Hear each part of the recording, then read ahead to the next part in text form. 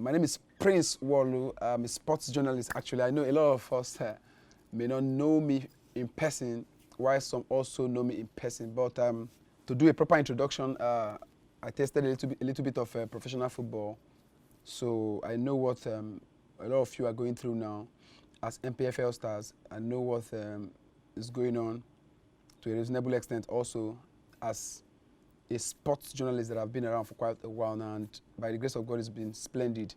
So I salute each and every one of us. Now, the reason why I gathered you,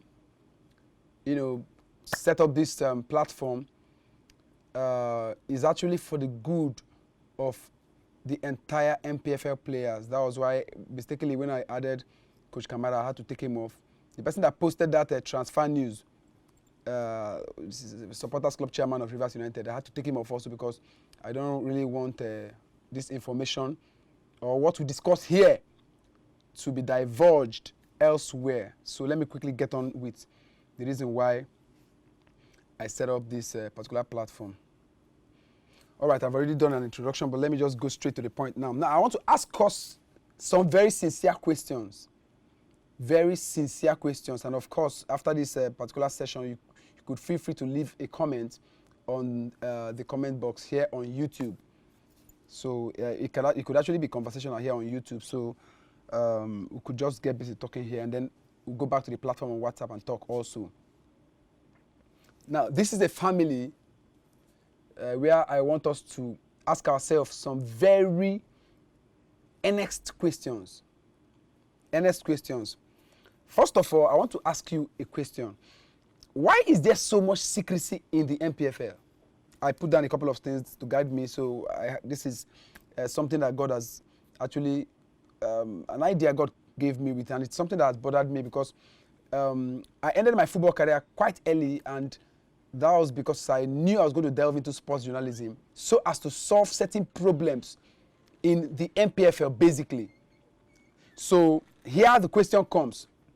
Why is there so much secrecy in the Npfl? In few areas, I'll just list 3. Terms of contracts, duration of contracts, and whether or not a player is playing on loan or total transfer. I had some issues with Rivers United, my former team. It was not funny. I had to face a couple of panels because the supporters club chairman is even my elder brother, and some questions came here and there. Why will you be sabotaging your own team and all of that? I was not sabotaging my own former team. I was trying to protect the player in question. We are a family, so I can mention name. Kehinde Adedipe. Kehinde had an issue with the management. I saw it that he was really not at fault because he had thought that his contract was just for 1 year.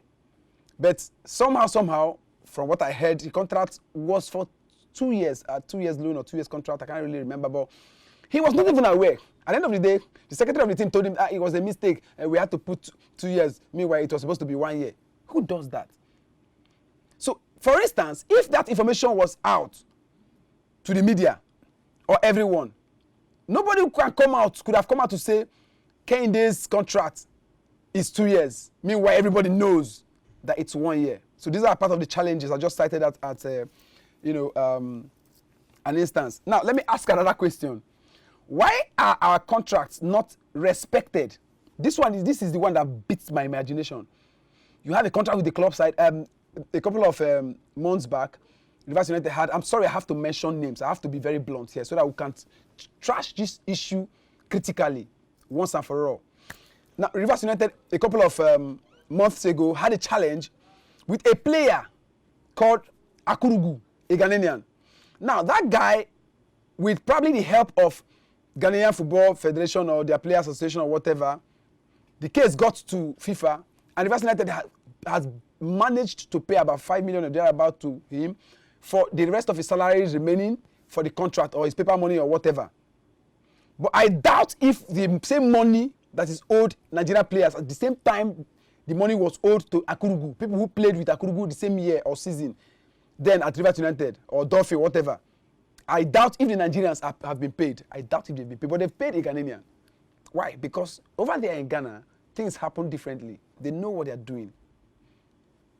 So now, let me ask us another question. We're going to come to the solution of all this. Each question I ask you, I have an answer and probably a possible solution. Now, I have a third question. Why don't our Npfl players get enough Super Eagles call-ups? I'm going to answer this. These are sincere questions I wanted to ask ourselves so as to be able to put in place a proper and lasting solution. Some of us have chatted me privately to ask me, why are you forming this group? Why is the motive? Some have left the group. But I'm laughing because I know that when one has a vision, there are some persons who might not believe in the vision, even people who are even close to you. For instance, Emeka Tuluma left this group. I laughed because Emeka Tuluma is someone that we played together in Dolphin and we are very close. But I private chatted him and I told him, guy, it just shows that you don't believe in me and I don't expect everybody to believe in me. Some might be scared because of what we are going to do after now. But you don't need to be scared. Nobody holds your destiny. And I want us to understand that no club management or general manager does us a favor signing us in any club side. No. It's just because of this same secrecy and certain factors affecting we and our game. We're going to trash them out. That's why we're here. All right. Now, let me answer these questions I've asked. Then I'll digress a bit to certain other things, providing a solution.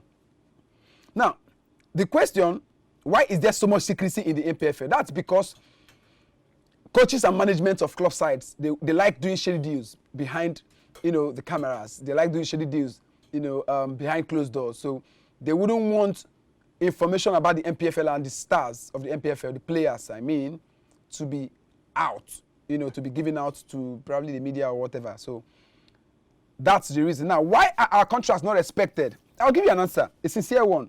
Because of the secrecy, because if it is made known to the media will make it known to the people. And when the people are aware of your contract terms, for instance, Victor Osimhen just got a contract in Napoli, a massive one at that. He's been in the news for quite a while now. And believe me, every information about that contract is known to even me and probably you. Why? Because the media is involved. So Napoli cannot wake up tomorrow and breach the contract. No way. It can't happen. So that's the benefit of what you're doing to be known to the masses. Now, why don't our Npfl players get enough call-ups to the Super Eagles? I'll give you a simple answer. I had at this show I'm coming up with at my studio here. By the way, I work with Salvation TV here in Port Harcourt. It's an international TV station. Salvation TV is viewed all over the world, mostly in Africa, some parts of Asia, and one or two places in America, then Europe, few places in Europe, and all over Africa. We are viewed in over 20 countries by over 15 to 20 million persons because we are both on free-to-air, strong decoder, and we stream on YouTube and Facebook Live, whatever we are doing. So we're not on DSTV yet. We're coming on DSTV sometime in a couple of months. That's by the way, though. Now, I asked this particular question, why don't our Npfl players get enough call-ups to the Super Eagles camp? Simple. There are no proper statistical records. No proper statistics database of our players. So if Ganetro comes, I'll tell you something very sincere. I'm a very blunt person. I anchor a live TV show here on Salvation TV. We call it Sports Blip Live. Sports Blip Live is viewed all over, and we have massive coverage. One of my bosses saw me one day and said, Prince Wallo, what's going on? Why do you hate Ganetro? I said, sir, I don't understand. Why do you ask me that? He said, why do you hate Ganetro? I said, sir, I don't hate him.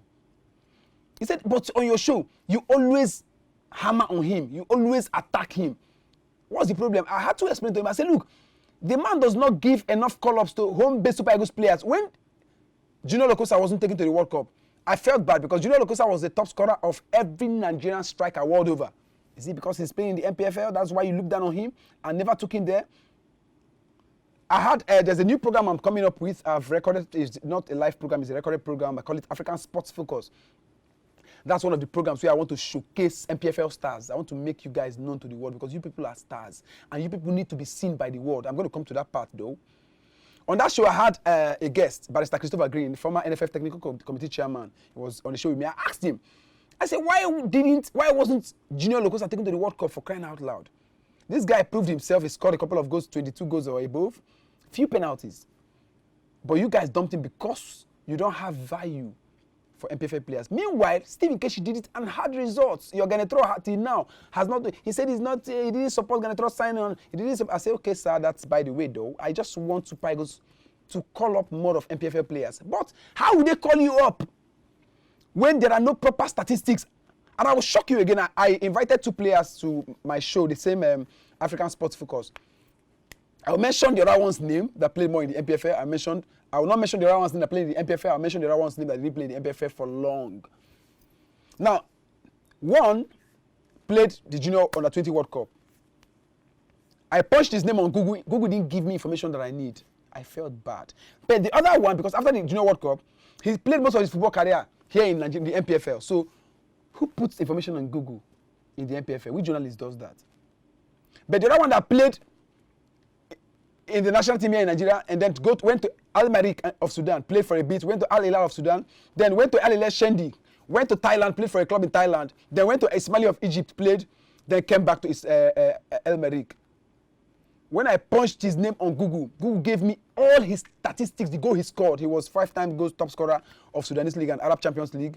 He broke the record of the person that won it for the 4th time. First, second, third, fourth. He won it for 5 times, so he broke the record. Journalists invited him all over in Sudan.